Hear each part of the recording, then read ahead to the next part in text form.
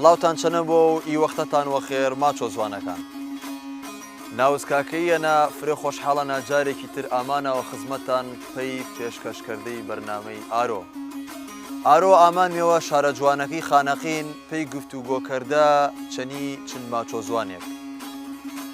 گۆشتان کردەوە پێی وشە جوانەکانی ماچۆ با بلمەلای مێمانەکان و وشە جوانەکان پێیشمە دەربڕم.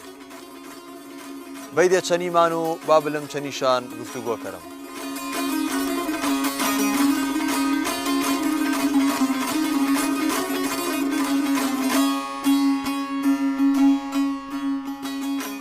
ئامانیەوە لای یەکەمین مێمانی بەرنامەکەمان فرە بەڕێز کوێخە عەدنان هەفتەغاریان. با بلم چەنی شارە قسەکەرم و گفتوگۆکەرم و زانیاریەکان پێیشمەی خۆشەویست ڕوونەوەکەرم. کوێخە گیان فرە سوپاس مەکەرم چە بەرنامەکەمان ئامادە بیت عەزیەت کێشە. عەزیەتنیان وەخێر ئامادەوە وەبان سەریۆت و ئەو برادرانێک ئەزاو تا کێشان چەکەرکوکۆ ئەمان دێوە خێر ئامادەوە بان سەر فرە سوپاس مەکەرم. چێش ماچی بە کوێخە گیان فرە سوپاس مەکەرم. کوێخە گیان شمە حیاتان گشتە ئاوارەیی بێن تەقریبان ئامان دێولوان چی ناوە پێی ئەو لاو شوێنێتەوە پێی شوێنێتر. حەز مەکەرم باسێکی ئانەمان پێیکەری یەکەم جار شمە وەکو بنەماڵە و بنەماڵەی هەفتەغاری ناسریان دێ و ئاواییە چە داخۆ خەنە نامش هەفتەغارن چ ڕەبتێ چەبینی ئی دووە هەنن. حەز مەکەرم ئانەمان پێی ڕوونەوەکەری. ئێمە کەچی نەفتەنمان چ باو باپیرمان دووە شێوە هەنن. یەک منطقەی هەفتەغار کە چەنە ژیان مێ واسەنە و هەمان مێوەرە خانەقین. دوو ئانێک ماچاش فەلاحی چەند هات بێن چ ساڵێ نەهاتەکە بێن نمەزانی کە گەرم شارستانە ساحوقە بێن باچم گونیە گەرم شانشانان هەفت گونی پێشان هامان وا تەسمیەوە منن بەس ئەوەڵی نەکەش ساحترن منطقەی هەفتەغار. شمە منطقەی هەفتەغاریە ئاوای هەفتەغار چە داخوق ئانە ئاوایی شمە بێن شۆنی شمە بێن ئاوای ئیستاکەشی مڵک سرفەکەش عوتمانلی چە تورکیە برمە ناورتەن و نام باوپێرۆمانم هین شمن ژێمە باشن چنی ئاشۆنتانە هەستە جگە هۆکارەکەش چێژبی باسی ئانەمان پێ کێشی عشاریبی زەلام کوشتەبی این باباچم شمە چەنی خەڵکی بێگانە خەڵکی بێگانە زەلاما کوشتن وامان نۆریل چاناوە بەرشایدی ئامادە پێینا ساڵ چ قەرەبی مەسەلەن ساڵەکە چەویرن وەرچە 34 بێن وەرچە 34 بێن ئەو 34 بێن چونکە هەفتەغار و حتا خانەقین واسش سەمانگ ڕێگە بێن وەپا سەمانگ وەپا ئامانێ وە سەمانگی ئەوانەوە خانەوە کاروان و قافڵە ئامانێ داکێت و تیش نەخۆشی ئامان و چفرەشان مردن و ئەوەختیشە هاتو چۆ سەخت بێن ساڵ دەرمەکەشوە نەماچە ئەگەر بژنە ساڵ دەرمەکە هەفتهەش زەلام و ئافرەتشان مردن چ ڕێگە ڕەشان شاد خۆش بیا ئەی شمەکە ئامادیەوە خانەقین باباچم بە واپیرانتان ئامایەوە خانەقین چەنی نیشتە جێبیشان چەنی شۆنیۆشان کردەوە پێی کام لە لوایە وەڵاکید کە هەمان مێ دەور تارۆزێریۆ شخصی ئاخوەختە دەورێش بێن کە ئێمە نیشتە جێکردن چاوای تەفرەقە بێن ساڵ 34 ئەوەڵ ئاوایی کە نیشتە جێبێن مێ ئاوای شێ بێگانە و بەسکاکەی دەوێنیان تێکەڵ بێن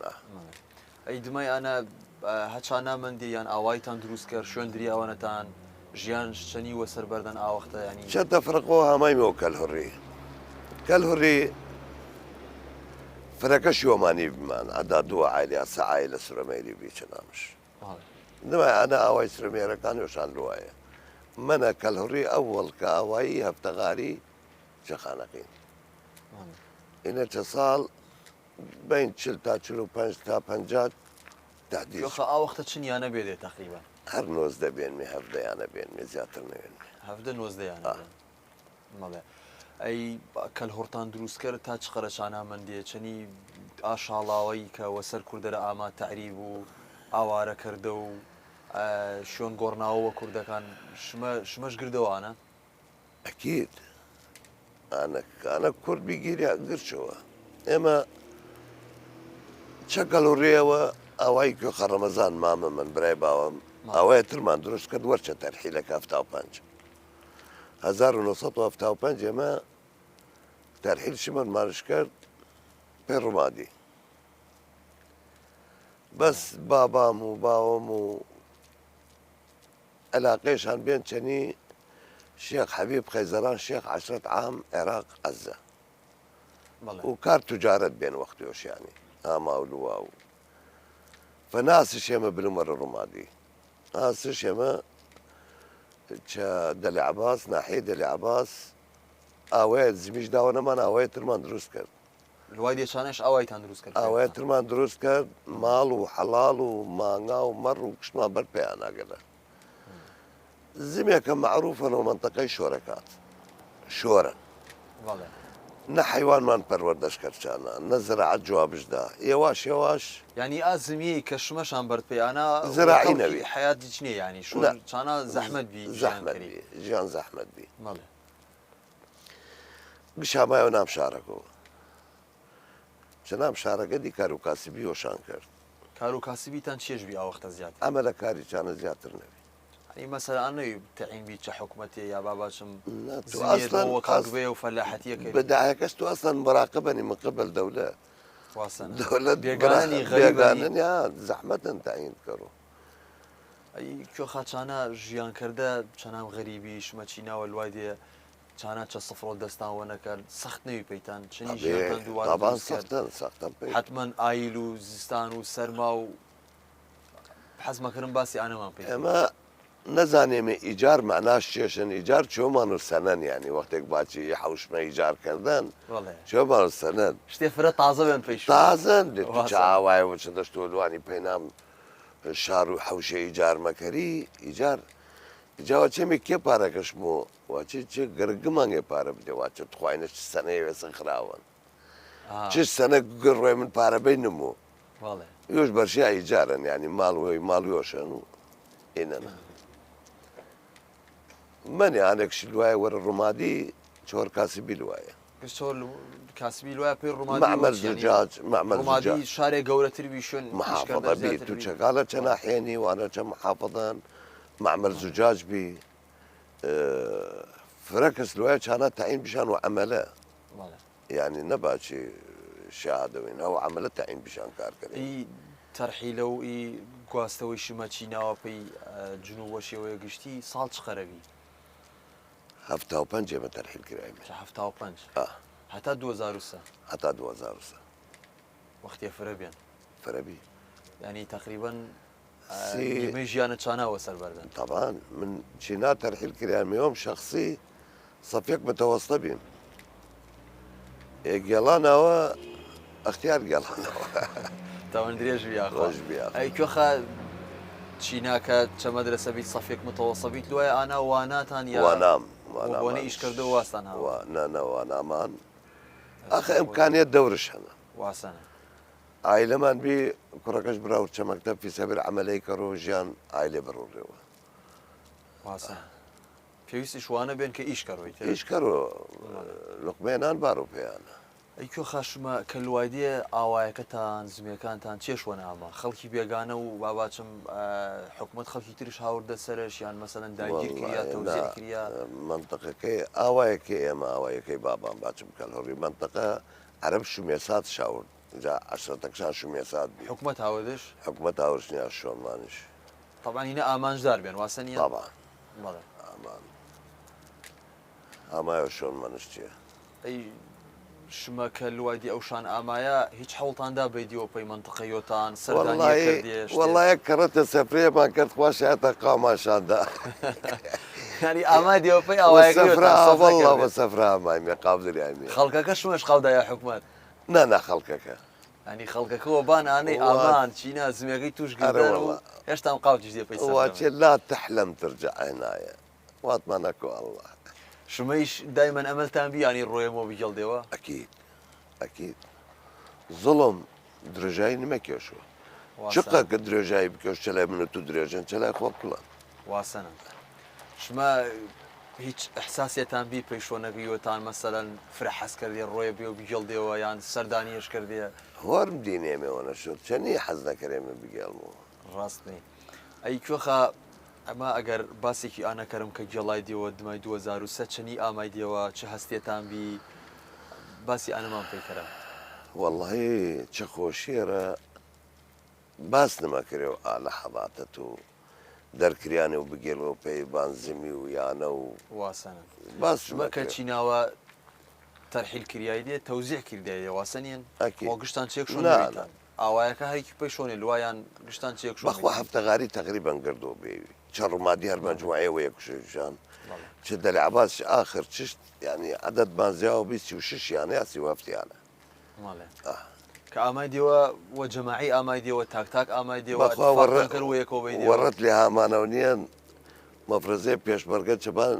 جەوەڵەکە بی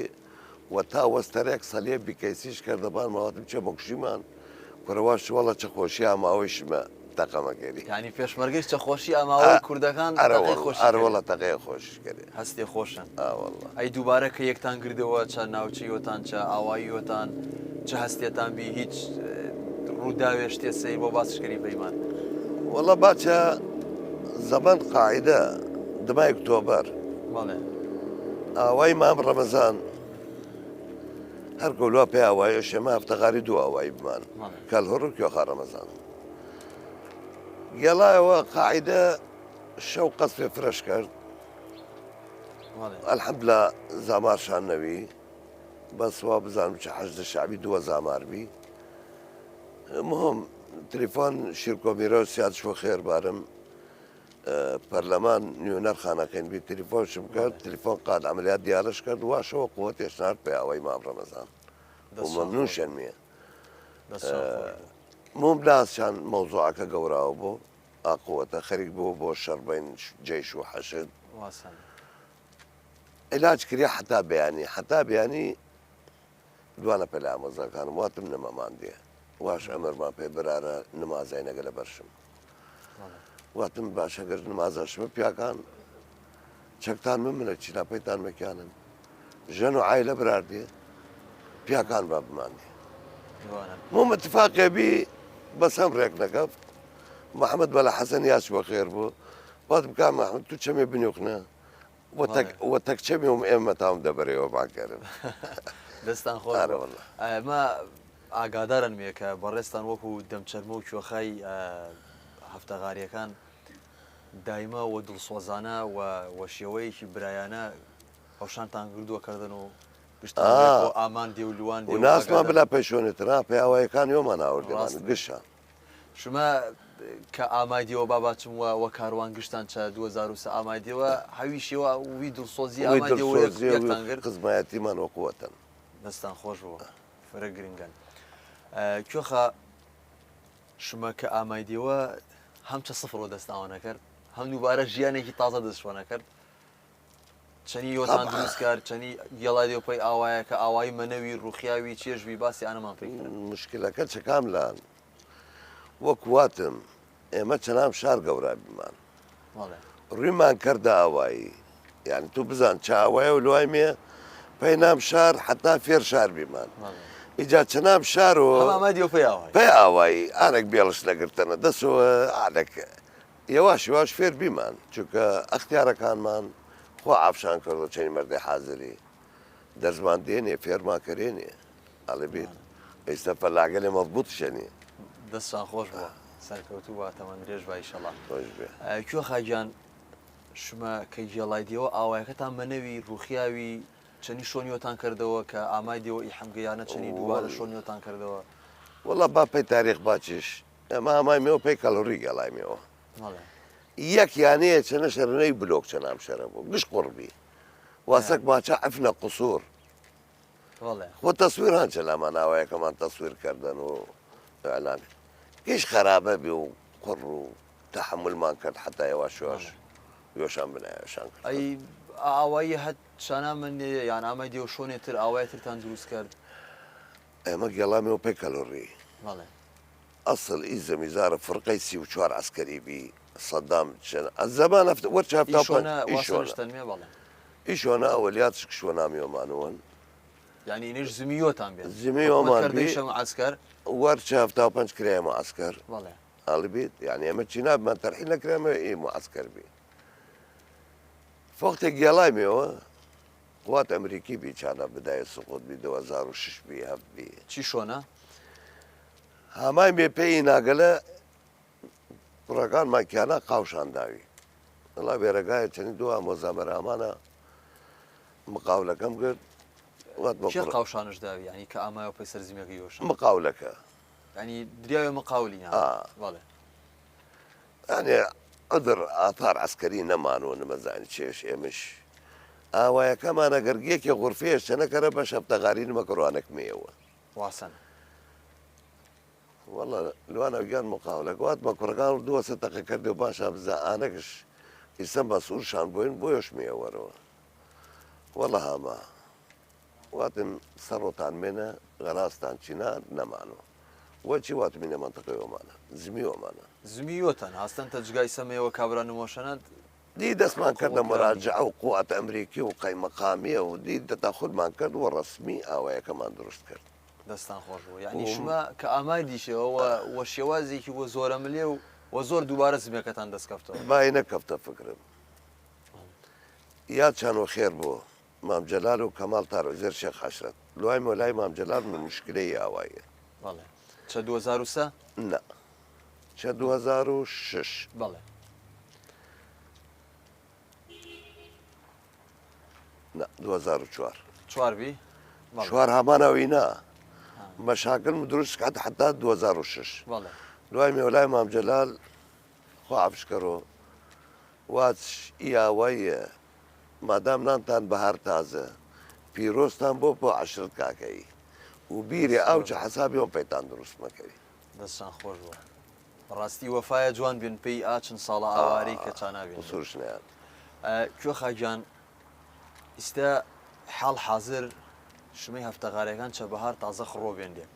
ئەی ئاز میگەلی کە زووتر وە دەست باباچم بێگانەوەبی سەوە دەستیۆتانەوە فرە باشن باول مەسەر بابەتە ڕئیسیەکەمان شما باسی ئانەتان کرد هە چەداخ و قۆپەی خانەقین چیناوەپەی ڕوومادی و دەلی عەباس و دووبارە گێڵاندی و تقریبان قڕنێوەن شمەی هەفتەغاری باباچم بیان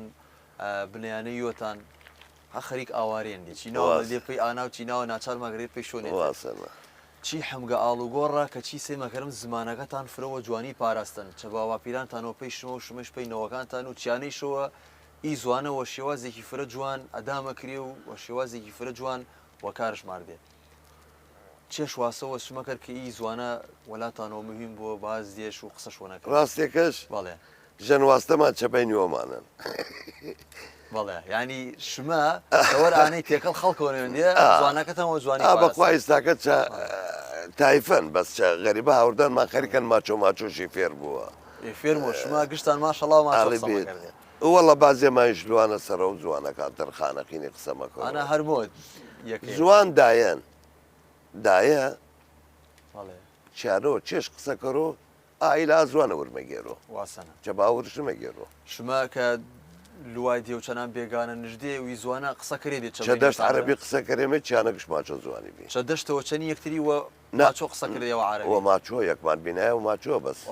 دوو منتەقەکە عەرەبیەن دوکانت عەرەبیەن تەعاملت عەرەبیە بازاڕەکەی تر واسە بێت وەڵگاکە عەرەبی شما مەسەلەن چ ئاوارەی هەوە عەرەبی قسەکەرێ دێ ماچۆ زوانێتان بینە قسەتان کردایە ئەسرەحەت چۆنە نەکردێ ئاوێ طبعاً طبعاً تۆ زوانەکەی وە نیمەی ئیسراحەت حاڵەی نەفسیوەتە جوانە ئەتەویستە بلە شوێنێ یەک ساڵ ماچۆ قسەمەکەرە یەک ساڵ کوردی قسەمەکەرە ئەحساسێت بۆ بینە و تو دوور کەفتنی واسەنە ئەی شمە باباچم کە چەنام عەرەبیتان چەنام بێگانە بیتان خەڵکێبی مەسەلەن گاڵتەوە زوانەکەتان کەڕۆ یا باچۆ وی زوانە قسەمە کردێ شمە چی شارەندێ ئیشارە زوان ڕسمی یۆشەنان هیچ توشیش بەس ئێمە توش یەک مشکلە بیم نام کوردی مەمنوع بی نام کوردی مەمنوع نام کوردی مەمنوع بی قسەکردەوە کوردی ئەتیادی بی من تەنیا سەیف کوڕمەنن نامشم نیاوی سیروان وە بۆنەی ئاوەکەی سیروان خانەقین جا کوڕێبی چەبان بەیان ولاداتن چێشن واش نام کناچە گەوراکەم ئەژینن ئەبوو ئەژین مەتەرسی سیروان مشکلێت پێیکەڕۆ با نامێتر بنمەقەیش واتم چێش منی بنەواشە خەلی سەیف واتم خەلی سەیف ئەمر درێژ بۆ یاخۆ خۆش بیاخۆ کوێ خاجان ئێمە حەزمەکەرم زیاتر قسە و باسکەرم بەس وەختەکەمان ئێخەرن فرە خۆشحاڵ بمونەوە دەستیش خۆش بەوە ڕاستی دەوڵەمەندمانت کرد وە خێر هەمای دێوەبان سەر درێژ بیاخۆ هەر بمانی یۆت و کەناڵەکەتان حەج چاناگەر و حداینە فرە سوپاس مەکەرم فرە بە ڕێزەنی دەستەکانت خۆش بوو خۆش بیاخۆ خۆشەویستان چەنیمان بەردەوام بدێ و مەلە مەلای کەسایەتیکی تر و چەنی ئەویش گفتوگۆ مەکەرم بەی دێ چەنیمان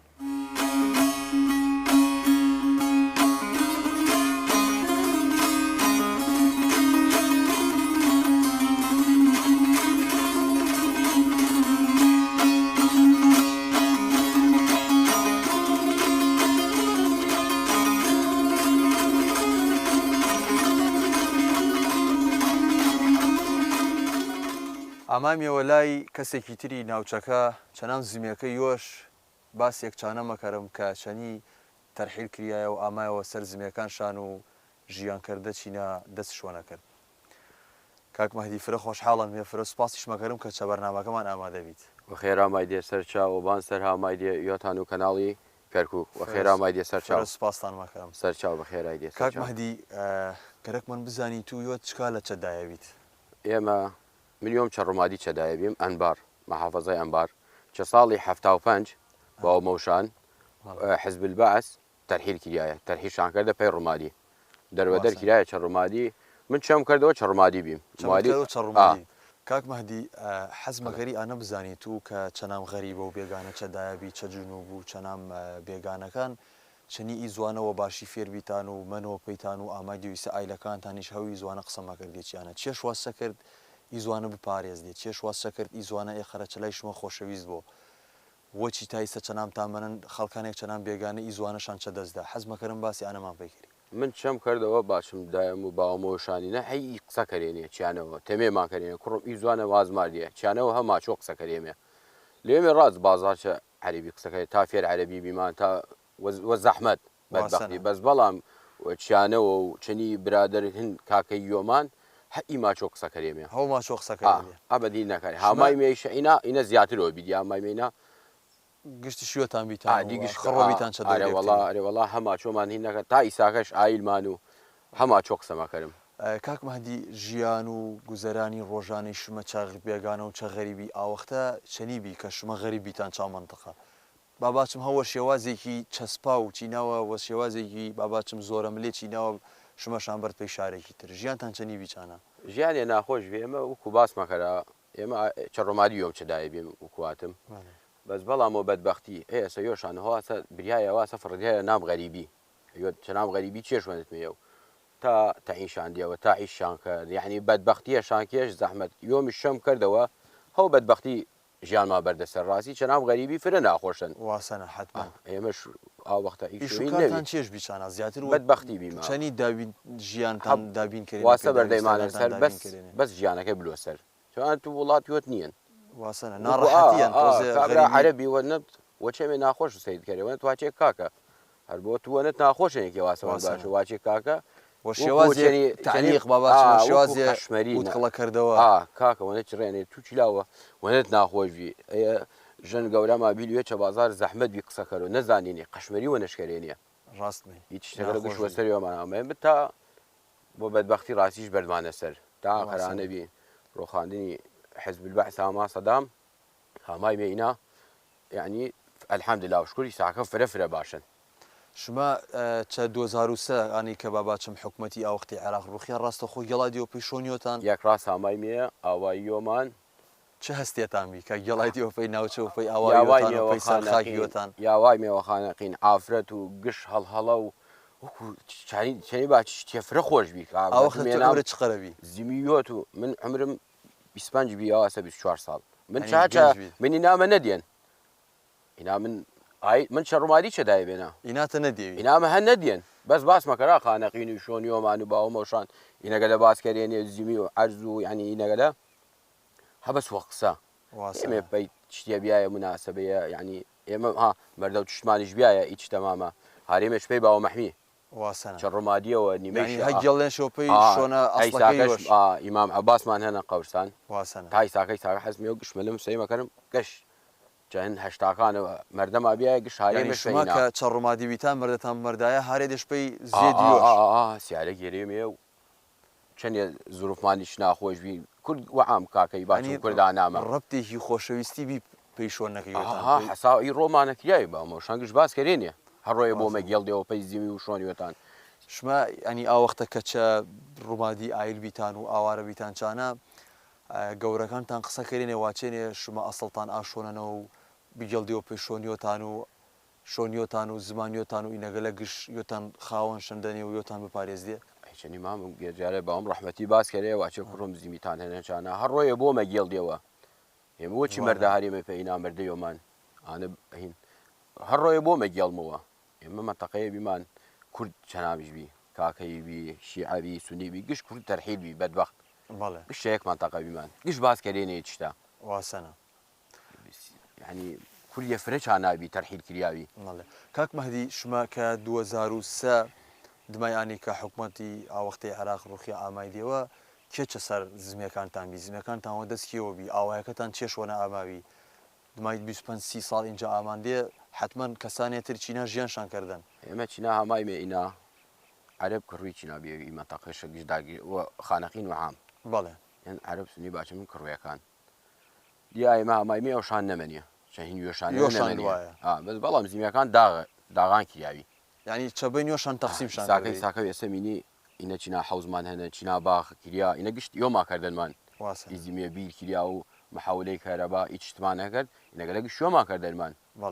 یۆمان یەک جاتر تازەمانەوە گشت وەکار نییە وەکەڵک نییە ینی ئەوشان زانێنە ئی شۆنە ئی خانەمانشانە هەبە شەبانش گەنمەکە کەرێنەوە تەمام دەستکاریشان نەکردن زانانشان ڕۆیەوە خاوەنە ئەسلێکەشمە گەڵەوە ئینەگەلی ساکە هیچ شتەگە لە میندیایوەتان چینا و کامیرە سەیشکەوانە چینا حەوز ماسیمان دروستکردن ئانە چانا باخەن شۆماکردمان باشن کاک مەهدی شما کە ئامادیەوە ئاوایەکەتان بنەوی یانە چەنەرەبی یانگشت ڕوخیاوی چەنی ژیانتان دەسۆنە کرد ناخۆشنەوی مەسەلەن شبە چە شۆنیەوە بەی دێ شوێنێکی تازە دووبارە ژیانێکی تر پێوەتان دروست کردێ ئێمە هەمای مێوە ئینە ئاوایی کەڕوڵی وە نەشماچە ئەچی ناکەفتن ئاوایی کەڕوڵیە یانە گشت قوڕان هەواسەی چەنی باوە مەوشان هاستن یەشە جگاوە هەواسە منن بلۆکێشان نەنیە هەوە خشت قڕ ئەواسە زاناشان قسەکە یۆتواتەنی زاناشان نمەمان و پێشان دەستکاری هوشان نەکردن بەڵێ شما یۆتان وەکو باباچم بنیانە یۆتان یا باباچم زیاتر ئاوایەکەتان گشتان پێی ڕوومادی تەرحیل کریا یان تەوزیع کریا بنەماڵی ئێمە و دووە بنەماڵی تر دوای مێەوە پێی ڕۆمادی ترحیل کرامی پێی ڕۆمادی بڕێش لوا پێی دەلی عەباس بڕێش شەبەغابی یعنی گشت یەک شۆن نەویتان گشت یەک شۆن نەویمان نەوەڵا یەکێمە نریاوە شۆنیە دمای 2003 گشتان ئامای هەمای مێوە وەسایە سەر حکوومەتی کوردستانەوە هەمای مەیساکە چینا گشت وەیەکەوە نییە ئەرێ وەڵا بنەواڵی یۆمان گشتاکە گشتینان نییە فرە باشن ساکە سراحەت شما کە ئامادیەوە چەنی یانەتان دروستکەن حەزمەکەری باس ئانەکەری چەنی شۆنیۆتان کردەوە تو طبعاً حتمما ئاوەختە کە ئامادیە و یەکجار ئامادیە ئانەبی من تۆزێک چەویرمەوە چە 2003 ئایلوی ماچینە یانەکان ڕوومادی گێڵایەڵی داخۆقیش ئێنەوە یعنی سیارەیە گەورەیەوە کامل یانەوە بێجگانەی بزانەوە مەسەرەن شۆنش هەنەن شۆنش نییەن چەنی شمە شۆنیۆتان کردەوە هەمگەیانە ئامادیە چەنی دووبارە استقرارتان کرد باسی ئانەمان پێیکەرە حەزمەکەرم ئازانیاریانە چەدەمتانەوە بژ حەزمەکەری یەک شتێفێت باسکەری وەرشانە بەیمە چڕمادی ئێمە ئەحداسن فەلوجەبی شەڕەکەی فەلوجە ئێمە یانەکە ماڵتاق دریا چەوەردەم یانەمان شەڕێبی شەڕەکەی ئەمریکا خەڵکی عێراق باچم قاعیدا وەختەوە نەشاواچینێ قاعیدە مقاومە شەڕێبی چەوەردەم یانەمان تا بەیانی شەڕبی بەدبەختیەماندی چەوەردەم عەرەبەکان چەوەردەم یانە ئێمە تەقەشان کردە و شەوە ئەمریکا ئامایەت هین بی بەدبەختیە فرە ناخۆشماندی گێڵایمەوە دوومڕۆ یەکڕاست گێڵایمەوە پێینا هەمای مێ تا مامەوێت مەزانی تو چانا و گشتمان هاستە جگاوە ئەوشمان گشت وەنی مەقیمە توورەشت چەند ساڵ تو هیلاک بێنی گشتمان واسەی هاستە جگاوە هەمای مێکینا چە سفرەوە مامە تازەوە دەستمان کردنەش هەمای میە هەمای مێکی ئاوای نیشمێ دمای ئەوسا کوێخا عەدنان خوا چەنەش رازی بووە ئی ئاوایی بەهار تازەشە دروست کرد ئی دەستش ئاوایی خۆشە، وەرزشە باش. سەیانە چواریانە بیمان ئیساکە بێنمێەوە 100 یانە زیاترن ئاوەختە ئامادیەوە ینی پێی ئاوایەکەوتان نەگەڵای دیێ لای ئامای بێچە ئاوایی نیشتمێ بەس بەڵام مامە تو شەبیدای هەمای جاران کەم بیشان ئێمە باوەم باشم یەکی عائیلە بێن وەدە عائیلە هەمان مێوە واسەنە شۆنمان نەوی کوێخە عەدنان خواچەنە شازی بۆ ئی ئاوایی شەگەری ساکە بەهار تازە نامشەن ئاوایی خەڵبی یان شوێن زمیۆمابی کیریاوی وحدەی عسکەری ئەنی زمیەکە هینیوەتان کردەی شە بنکەیەکی عسکەری بەڵێ زیمی عسکەری بێ بە زیمی نیۆمابی باشمین کوێخە عەدناندی ئیلاولاش کرد سە چواریان لەلوایمێ تا دروستماکردنە ئاوشبی نەکەرە باشبی ئاوش دروستکردمایی کارە باش ئاوەدانەوە بیستاکە هیچ شتێ نامشەن واسەنە ئێستا شما ئێستا چەنام زمیەکە تەنمێ ئی زمیگە لە وە دەستیۆتانەوە نیستە بەڵێ ساکەەوە دەستیۆمانەوەن چه هەستێت هەنن چەنام زمیۆت کە چەباوت سنریا و شێوازێکی باباچم دڕندانە و ناشرینی چەنەش سنشان و کیاناشان پێی شارێکی داشانە دەست بێگانەوە ئێستا تو چه هەستێت هەنان ڕاستیش ئامایەوە پێی ناچەنام زمیەکە یوت ژیان مەکردێ ڕاستیش ڕاستی ساکە تو قسەمەکەری من چەنی باچی تەزێمێ و گیان مەرە یعنی زیمی بەشەر و وڵات یۆت نییەن حتمما یعنی پێوەستە ڕۆحەوە فکر قسەی باوت مەکەری قسەگە لە گشت پێی جاران کردی واچە کوڕم هەر ڕۆیەتان بۆ مەگەڵ دێەوە پێی زیمیوەتان وەصفێ یعنی فرە خۆشن باوت وەچە میۆش دیش یاوەرچە 2003 ئەمر خۆش کرد نەوە تووستا ئەمر خوش کرد باوە عافش کرد بەس بەڵام دایم ڕەحمەتی و پیاوەکانتر فرەش هاما دیش خۆزگە بدوینە ئەیساکە و یۆش فرە حەزکەرێکە فەلاحی باوام ڕەحمەتی باوام نامش دەروێش عەزیزەن فرە کەسمە ناسۆش ڕۆحی شاد بوو خۆش بیاخوا ساکە چی نابیایش ینی هەستێکی تر هەستی فرە خۆش بیاکی ئەو فرە هەباسکەرێ شەو ڕۆپەیمان باسکەریە ڕاستمەی ئەخا وە حەزرەتەوە بێن کە زمێکەشان چەنەش سەنەن و ئیتر حکوومەتی شەر نەمەتاوی هیچ کەی کابراچیانی وە دەرت کەرەوە بەرەوە پێی وڵاتی غەریبی چەندێ ناخۆشن واسەنە ناخۆشن کاک مەهدی باسی دراسە کەرم یعنی تو 25 ساڵ ژیانت چە غەریبی بەردەسەر و چانە چەدایە بیت و چەنان بێگانە ئەموری ژیان ئاوەختەیش وە تایبەت چ دومای شەڕەکەی عێراق و باباچم بیە جەنگێکی گەورە چە بین دووە وڵات و حەسار ئامە احتمامتان وە دراسەدایە لوێ دێ وەردراسە هیچتان وانە شادتان وەدە ساوردیان باباچم هە خەریکی ئیش و کار بیتان ڕاستیش ئێمە دراستەمانیش کرد بەس بەڵام جوانەکەمان کەمێ زەحمەت بی پەیمان ئێمە عەربی ئێمە هەوە عەربی واناتان و عەربی وە عەربی و تا یاو نامانە مەرحەلێ و عسکەریمانیش کرد وە زەحمەتی یعنی واسەنە تا سەفسە یۆم لوانە ئێستا شما طبعا چە زووترە لە خەڵ گشتش واسە بێن چاوەڕانەی دراسە پێی ئەوشان تۆزێ زەحمەت بێن ئیستا گشتان ئایلەکانشان مەراوە مەکتە پشتگیریشان مەکەرا وەکوام کامل توانای یۆشانەوە چنیشانەوە پێی ئانەی بیاوە ئامانجەکانشان شمەش هەواسەندێک احتمام وە دراسە مەدێ حتما ساکە چنی وەڵا واسە یعنی گچ شتێ پێشان دابین ماکردیان ماچون کوڕم بەس شادەتان بۆ جوانن شادەت شتێکی فرە باشن واسەنە ئەرەوەڵا کاک مەهدی ئێمە ئەگەر ئیساکە سێرێکی باباچم ناوچەی خانەقین کەرم بڵێ ناوچەی خانەقین وە شێوەیەکی گشتی بربڵاون و خەڵکی فرە چەنامشن بڵێ شما دمای 2003 ئامای دێەوە چینە عەربی و مەسەلەن ئەگەل چەلانی مەزهبەکانەوە باچم مەزهب و ئەدیان و قەومی فرەبی هیچ کێشێتان پێی دروست نەوی بیدای 2003 ئامای دێ ئیساکە هیچ کەس غەدر شەکەس نەکرد ئیساکە کاکەی چینا مەوجودن ماڵێ چخانەقین شیعە سونی تورکمانن مەسیحان هینن هیچ جیاوازی عەربی شەنن هیچ جیاوازیە چینانیان کاکەی و شیعە گشت جوانەکەمان یەکێوەن فرە باشن بینمان چەندێ مشکلەبی وەخت قاعیدەبی وەخت داعەشبی هەر ئیشێک دەست مشکلە ئیجتماعی چەبین خەڵکەکەن چەندیان چخانەقین هیچ شتە ئەبەت دروست نەبی ینی مرتاحن دیسە چینا مرتاحترە نێچانی کە زووتر چانە هەبات شتێکیە مامە واسەنە ئەنا ژیانی فرە ناخۆشبی ئەس بەڵام ساغت توینە وڵاتیۆتن و کوردیۆتن و زوانیۆتن واسەنە کاک مەهدی دمای 2003 ئامای دێوە حکوومەتێکی کوردیەن و خەڵکێکی کوردی حکومت مەکەڕەوە و یۆت بەشیەوەنی چا حکوومەتە و ئیسا شمە چا حکوومەتە تەعین بێندێ حکوومەتە پێیشمە باشبی ئیش پەیتان کار وەش قەدری ئانەش گر کە چە غەریبی بیتان و ئامای دێوە پێی زیێدیۆتان ئەمە یەکڕاست ئەمە حکوومەتی کوردستان تایبەت یەکێتی ئێمە گشتمانیش تەعین کرد ئازایی کوێخە عەدنان ئەو یۆش گشتمانیش تەعین کردن چە ناحیەی گچتە پێی کارە ئێمە نماشتەنە ئاوایەکانە ئاوایە دروستکریا کارە باش پێمان دروست کرد محەولەی کارەبا مەشروع ئاو گچ شتێش پێمان دابین کرد شناحي تعيينات شو قصورش يوم اليوم اشتاكت تعييننا شبرجيري فرياكا وتنيش هاتشباني كيتي فرە سوپاسان مەکەرەوە و دەستان خۆش بۆ وخير هامايدي سپاس. سرچاو وبان سر هامايدي كنالي كركوك وبان سر هامايدي فرە سوپاس سەرچاو. فرە سوپاس ئارۆ ئامامیەوە کۆتایی ئەڵلقەی بەرنمەکەمان تا ئەڵلقەیەکی تر شاد و بەختەوەڕ بدێ